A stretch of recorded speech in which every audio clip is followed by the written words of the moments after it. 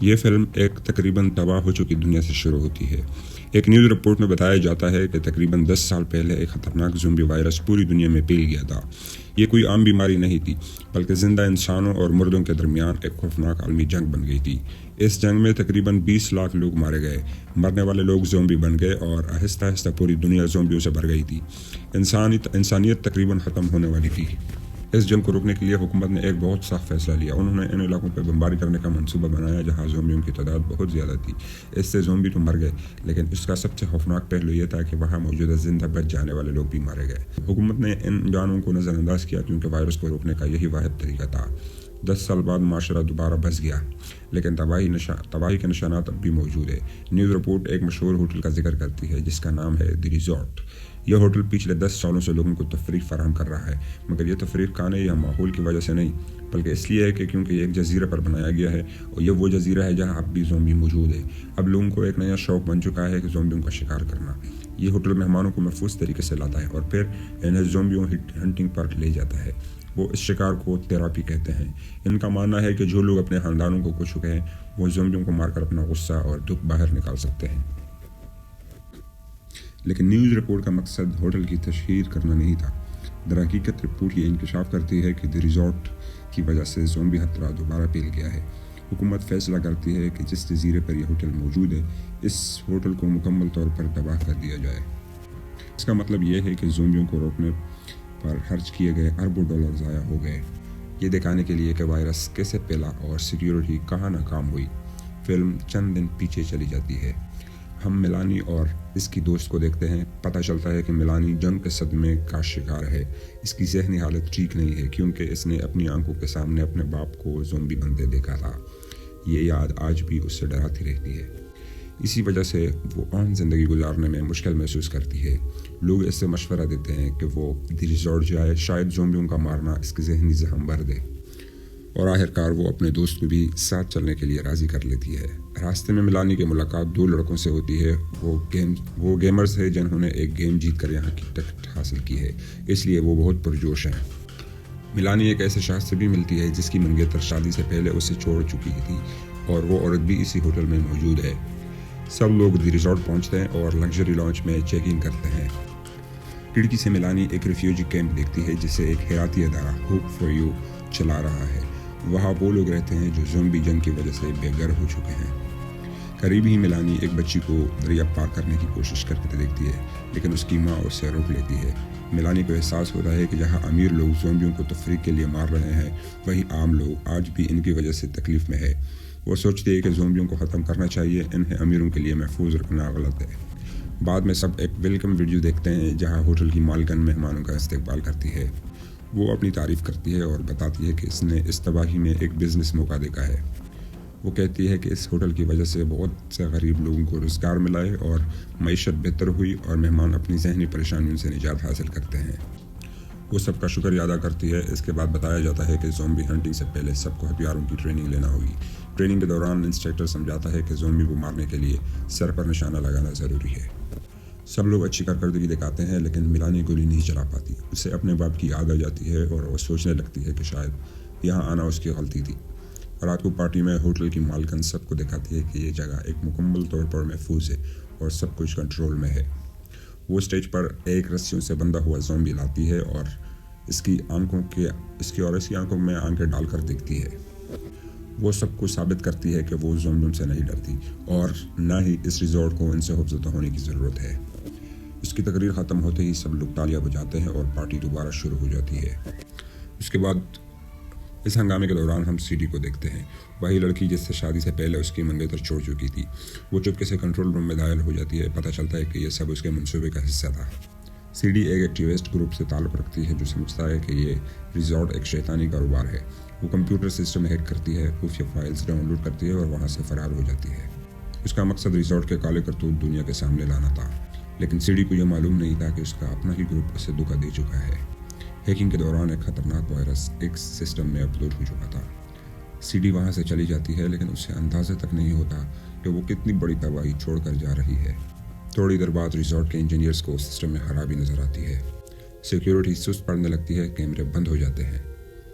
یہ ایک خطرناک صورتحال تھی اور انہیں فوراً مالکن کو اطلاع دینی چاہیے تھی، لیکن اپنی نوکریوں کے خوف سے وہ خاموش رہتے ہیں۔ وہ پوری رات مسئلہ کو ٹھیک کرنے کی کوشش کرتے ہیں مگر ناکام رہتے ہیں۔ اگلی صبح زومبی ہنٹنگ گیم شروع ہو جاتی ہے۔ تمام مہمان ٹرکوں میں بیٹھ کر سیف زون سے باہر نکل جاتے ہیں۔ باہر زومبی آزاد گھوم رہے ہوتے ہیں۔ گائیڈ سب کو رول سمجھاتا ہے کہ ٹرک سے باہر نہیں نکلنا، زومبیوں کو صرف اندر سے ہی مارنا ہے۔ سب لوگ بہت پرجوش ہوتے ہیں اور کھیل کو انجوائے کر رہے ہوتے ہیں۔ میلانی کا گروپ 20 زومبیوں کو مارنا شروع کر دیتا ہے۔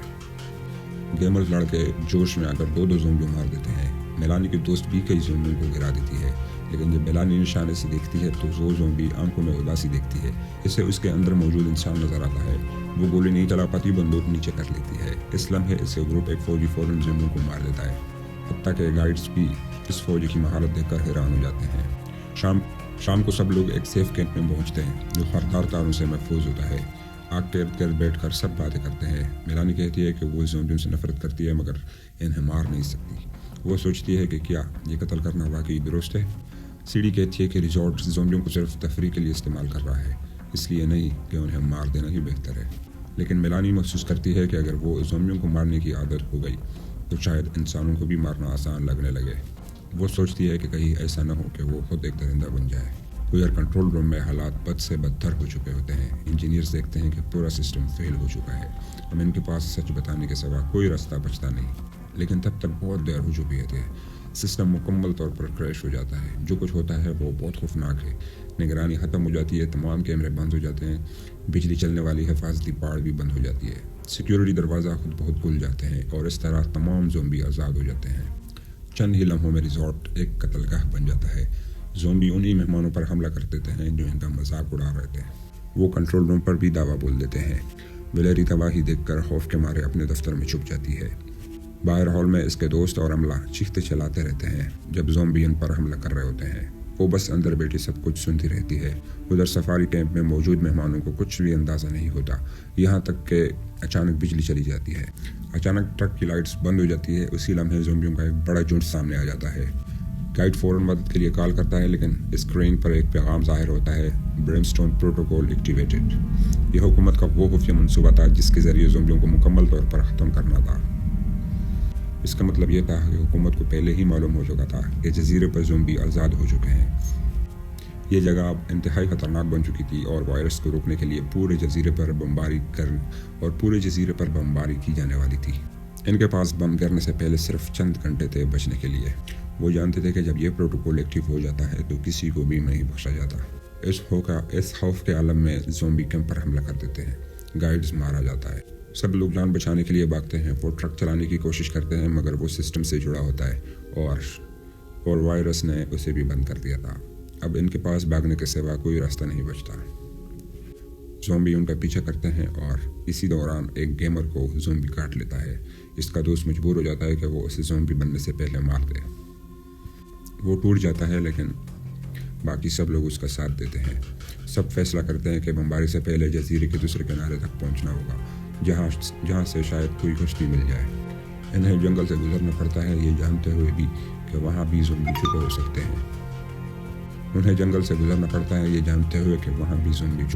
ہیں۔ چلتے ہوئے فوجی کو یاد آتا ہے کہ اس نے سیڑھی کو کنٹرول روم سے نکلتے دیکھا تھا اور وہ سب کچھ سمجھ جاتا ہے۔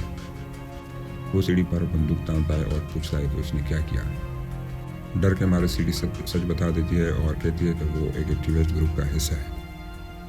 اس کا مقصد صرف کمپیوٹرز ہیک کر کے ثبوت جمع کرنا تھا، لیکن اسے علم نہیں تھا کہ چپ میں ایک وائرس بھی موجود ہے۔ سب لوگ غصے میں آ جاتے ہیں اور چھوڑنے کا فیصلہ کرتے ہیں، لیکن میلانی کو اس پر ترس آتا ہے۔ وہ کہتی ہے کہ یہ غلطی تھی، جرم نہیں، اور سیڑھی کو اپنے ساتھ لے جانے پر اصرار کرتی ہے۔ وہ بھاگتے ہوئے واپس ہوٹل پہنچتے ہیں اور انہیں پچھلا راستہ استعمال کرنا پڑتا ہے، لیکن ایک تنگ راہداری میں زومبی ان پر حملہ کر دیتے ہیں۔ افراتفری میں سیڑھی اور جیک ایک دوسرے سے بچھڑ جاتے ہیں۔ زومبی انہیں گھیر لیتے ہیں۔ سیڑھی خود کو قصوروار سمجھتے ہوئے دیکھتی ہے کہ اسے کاٹ لیا گیا ہے اور وہ جلد ہی زومبی بننے والی ہے۔ وہ خود کو قربان کرنے کا فیصلہ کرتی ہے۔ وہ جیک کو اپنی ٹارچ دیتی ہے اور اسے بھاگنے کو کہتی ہے اور خود زومبیوں کی طرف دوڑ جاتی ہے تاکہ ان کا توجہ ہٹا سکے۔ باقی لوگ دوبارہ اکٹھے ہو جاتے ہیں اور ایک پچھلا گیٹ بند کر کے زومبیوں سے پیچھے نکلتے ہیں اور پچھلا گیٹ بند کر کے زومبیوں سے بچ نکلتے ہیں۔ وہ ایک انڈسٹریل کمپلیکس میں داخل ہوتے ہیں۔ اندر انہیں عجیب چیز ملتی ہے، سوٹ کیس، کاغذات اور فائل ہے۔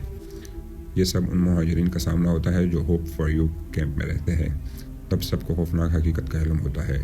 ہوپ فار یو کوئی خیراتی ادارہ نہیں تھا، یہ ریزورٹ کو سپلائی کرتا تھا۔ یہ جعلی چیریٹی مہاجرین کو جزیرے پر لاتی تھی، انہیں زومبی بناتی تھی اور امیر مہمانوں کو نشانہ فراہم کرتی تھی۔ یہ زومبیز جنگ کے نہیں تھے، یہ بے گناہ انسانوں سے بنائے گئے تھے۔ یہ جان کر میلانی ہل کر رہ جاتی ہے۔ اسے احساس ہوتا ہے کہ اصل درندے زومبی نہیں بلکہ انسان ہے، لیکن سوچنے کا وقت نہیں تھا۔ زومبی دوبارہ ان کا پیچھا کرنے لگتے ہیں۔ بھاگتے ہوئے وہ ایک بند سیکیورٹی گیٹ تک پہنچتے ہیں۔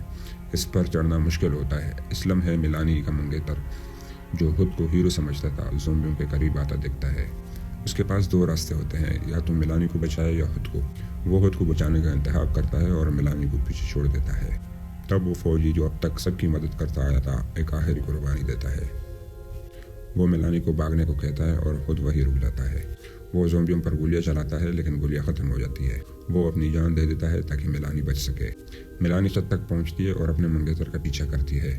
واپس ریزورٹ میں جب وہ آخرکار اسے ڈھونڈتی ہے تو دیکھتی ہے کہ وہ کاٹا جا چکا ہے۔ موت اس تک پہنچ چکی ہے۔